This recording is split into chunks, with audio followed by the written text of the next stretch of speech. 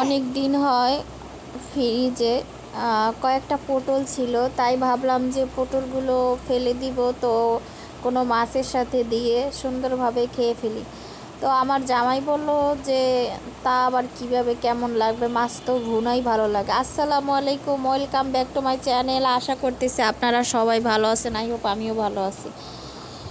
তো যে যেখান থেকে আমার ভিডিও দেখছেন, অবশ্যই যারা ফলো না দিচ্ছেন আমার পেজটা, তারা অবশ্যই ফলো দিয়ে আমার পাশে থাকবেন। ইনশাল্লাহ আমিও কিন্তু সবার পাশে আছি এবং পাশে থাকব।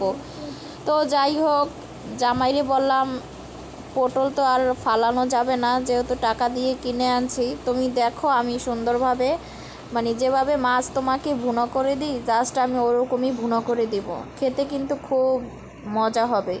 তো জামাই বলল যে আচ্ছা, তোমার রান্না কখনোই তো খারাপ হয় না, তাই তুমি যেরকম মনে চায় তুমি সেরকমই রান্না করো। তো যেই কথা সেই কাজ, আমি পটলগুলো সুন্দরভাবে ছুলে ধুয়ে পরিষ্কার করে নিয়েছি। তারপর হচ্ছে আমি মাছগুলো ওদিকে ভেজে নিয়েছি। আমি আজকে হচ্ছে পাঙ্গাস মাছ দিয়ে পটল রান্না করব।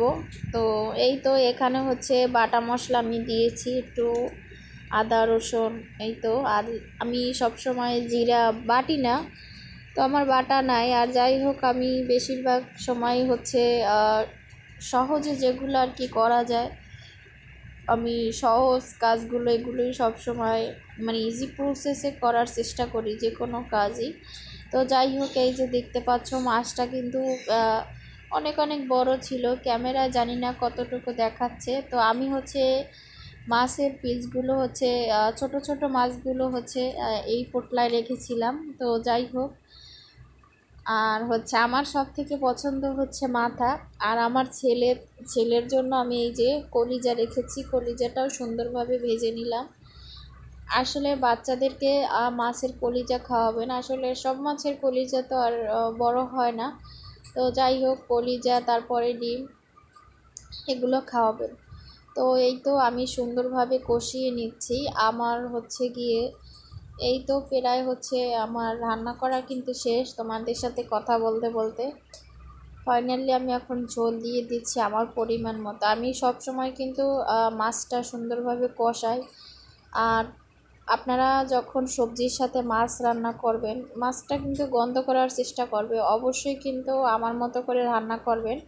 মশলার সাথে কষিয়ে নেবেন ফার্স্টে, তারপরে ঝোল দিবেন এমন পরিমাণে যাতে মাছগুলো ডুবে থাকে, তাহলে কিন্তু ভেতরে মশলাগুলো সব ঢুকে।